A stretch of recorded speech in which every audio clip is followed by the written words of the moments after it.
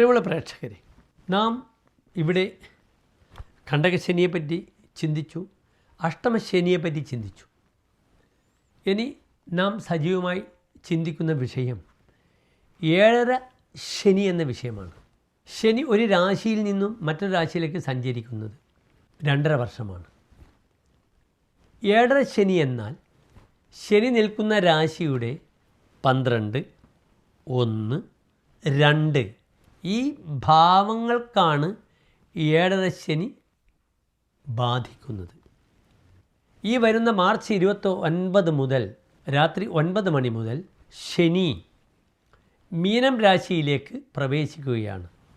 അതിനാൽ ഇവിടെ ഏഴര ശനി വരുന്ന 3 രാശിക്കാരാരൊക്കെയാണ്, ഏതെല്ലാം നക്ഷത്രങ്ങളാണെന്നുകൂടി നമുക്ക് ചിന്തിക്കണം. 12-ൽ ശനി നിൽക്കുന്ന കുംഭൻ രാശിക്കാർക്കും ജന്മശനിയുള്ള മീനൻ രാശിക്കാർക്കും 2-ൽ ശനിയുള്ള മേടൻ രാശിക്കാർക്കും ഈ ശനിയുടെ ദോഷഫലങ്ങൾ എപ്രകാരമാണെന്ന് നമുക്ക് ചിന്തിക്കാം.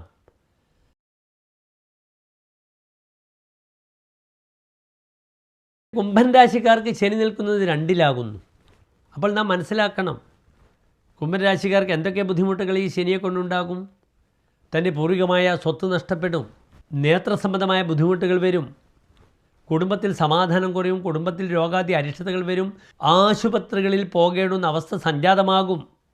എപ്പോഴും രോഗാദി അരിഷ്ടതകൾ തൻ്റെ കുടുംബത്തിൽ സംഭവിക്കും. അതിനാൽ തൻ്റെ പേരിലും മക്കളുടെ പേരിലും ഹെൽത്ത് ഇൻഷുറൻസ് ഒക്കെ എടുക്കുന്നത് കുംഭൻ രാശിക്കാർക്ക് വളരെ ഗുണമാണ്. പിന്നീട് വീട് മാറി മറ്റൊരു വീട്ടിലേക്ക് പോകേണ്ട യോഗം വരും. പലപ്പോഴും കുടുംബത്തിൽ സമാധാനം കുറയുമ്പോൾ സുഖാപേക്ഷയാ വർജിതോസോ കുടുംബാൽ തൻ്റെ കുടുംബം ഉപേക്ഷിച്ച് പോകുമെന്നാണ് പറഞ്ഞിരിക്കുന്നത്. അതിനാൽ കൂട്ടുകുടുംബത്തിൽ നിന്ന് മാറി മറ്റൊരു സങ്കേതത്തിലേക്ക് പോകും, വാടക വീട്ടിലേക്ക് പോകും. ദുർവ്യയങ്ങൾ, അനാവശ്യമായ കാശുകൾ വളരെയധികം ചെലവഴിക്കുന്ന അവസ്ഥ വരും. വളരെയധികം ബുദ്ധിമുട്ടുകൾ വരും കുംഭൻ രാശിക്കാർക്ക്. പ്രലോഭനമുണ്ടായി എന്തെങ്കിലും അധാർമികമായ പ്രവർത്തനങ്ങളിൽ ചെന്ന് സഞ്ചരിക്കുക, കളവ് പറയേണ്ടി വരിക, തൻ്റെ ആ സ്ഥാനം, വ്യക്തിത്വം, ഇതിന് അപകടമുണ്ടാകുന്ന ധാരാളം സംഭവങ്ങൾ സംജാതമാകും കുംഭൻ രാശിക്കാർക്ക്. ഇനി മീനൻ രാശിക്കാർക്ക് എപ്രകാരമാണ് ശനിയെ ബാധിക്കുക?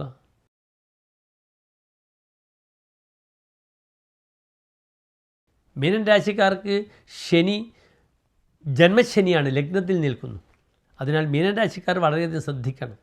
ശാരീരികമായി 12, 11 ഭാവങ്ങളുടെ ആധിപത്യമുള്ള ഗ്രഹമാകുന്നു ശനി. വൈകല്യമാണ് 12-ാം ഭാവം. അതിനാൽ ശാരീരികമായി വളരെയധികം ശ്രദ്ധിക്കണം. നാഡീഞരമ്പുകൾക്കുണ്ടാവുന്ന വിഷമതകൾ വളരെയധികം ശ്രദ്ധിക്കണം.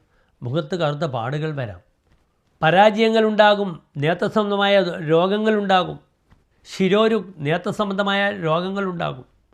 ദുഃഖദുഷ്കീർത്തയ, ദുഃഖം അനുഭവിക്കേണ്ടി വരും. ദുഷ്കീർത്തികൾ, പേരുദോഷമുണ്ടാകും. ഒരു ജോലിയിൽ നിന്നും മാറി മറ്റൊരു ജോലിയിലേക്ക് പോകേണ്ടുന്ന ചിന്ത വളരെയധികം വരും.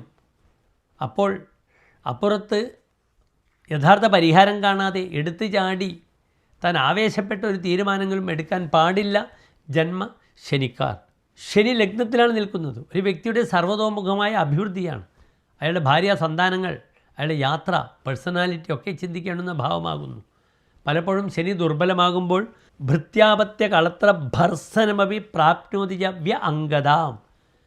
ഭൃത്യന്മാർ, മക്കൾ, ഭാര്യ ഇവരിൽ നിന്നും പലപ്പോഴും അപമാനങ്ങൾ നേരിടുന്ന അവസ്ഥ സംജാതമാകും. മീനം രാശിക്കാർക്ക് വളരെയധികം ശ്രദ്ധിക്കണം. ഇനി മേടൻ രാശിക്കാർക്ക് എപ്രകാരമാണ് ഈ ശനിയെ കൊണ്ട് ബുദ്ധിമുട്ടുണ്ടാവുക?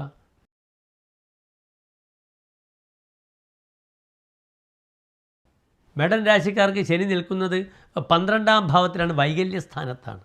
അതിനാൽ ദുർവ്യയങ്ങളുണ്ടാകും, അനാവശ്യമായ ചെലവുകളുണ്ടാകും, ചതിക്കപ്പെടും, കള്ളന്മാരുടെ ഉപദ്രവം ഉണ്ടാകും, ശാരീരികമായി രോഗം വരിക, രോഗഭാഗങ്ങൾ മുറിച്ചു നിൽക്കുക, ശസ്ത്രക്രിയ ചെയ്യുക, ഇങ്ങനെയുള്ള ധാരാളം പ്രയാസങ്ങൾ ഉണ്ടാകും 12-ൽ ശനി നിൽക്കുമ്പോൾ.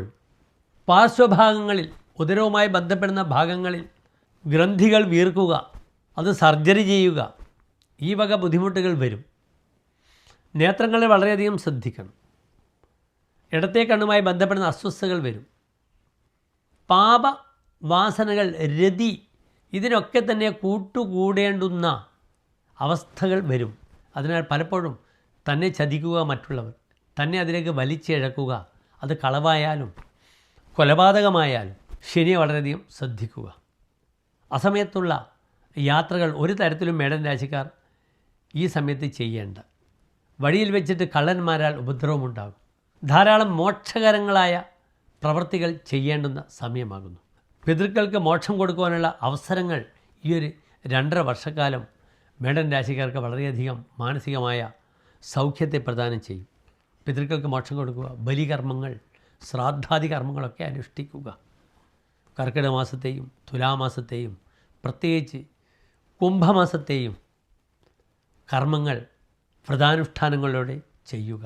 വളരെയധികം മാനസികമായ ആത്മീയമായ ഒരു ഉണർവ് മേടൻ രാശിക്കാർക്ക് ഇതിലൂടെ ലഭിക്കുന്നതാണ്.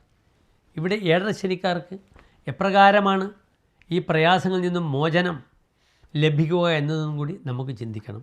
ഓം ശം ശനീശ്വരായ നമഃ എന്ന പ്രാർത്ഥന വളരെയധികം ഗുണം ചെയ്യും. അതിനപ്പുറം വളരെ ശ്രദ്ധയോടുകൂടി അന്നദാനം ചെയ്യുക എല്ലാ ശനിയാഴ്ചകളിലും. വേട്ടക്കരൻ, മുത്തപ്പൻ, ശാസ്താവ്, അയ്യപ്പൻ, കരിയാത്തൻ, കിരാതമൂർത്തി, പറശ്ശിനിക്കടവ് മുത്തപ്പൻ, ഹനുമാൻ സ്വാമി ഈ ക്ഷേത്ര സങ്കേതങ്ങളിൽ തദ്ദത് ദേവതകൾക്ക് അവർക്ക് അനുയോജ്യമായ വഴിപാടുകളൊക്കെ തന്നെ ചെയ്യുക. ഇതിലൂടെ വളരെയധികം സമാധാനം 7.5 ശനി അനുഭവിക്കുന്ന കുംഭൻ രാശിക്കാർക്കും മീനൻ രാശിക്കാർക്കും മേടൻ രാശിക്കാർക്കും സംജാതമാകുന്നു. പ്രാർത്ഥനയാണിവിടെ എല്ലാ വിഷയത്തിലേക്കും അനുകൂലമായ ഫലം. പ്രിയമുള്ള പ്രേക്ഷകരെ, ഒരു ശോഭനമായ ഭാവി 7.5 ശനി അനുഭവിക്കുന്ന എല്ലാ പ്രിയപ്പെട്ട പ്രേക്ഷകർക്കും നൽകട്ടെ. നന്ദി, നമസ്കാരം.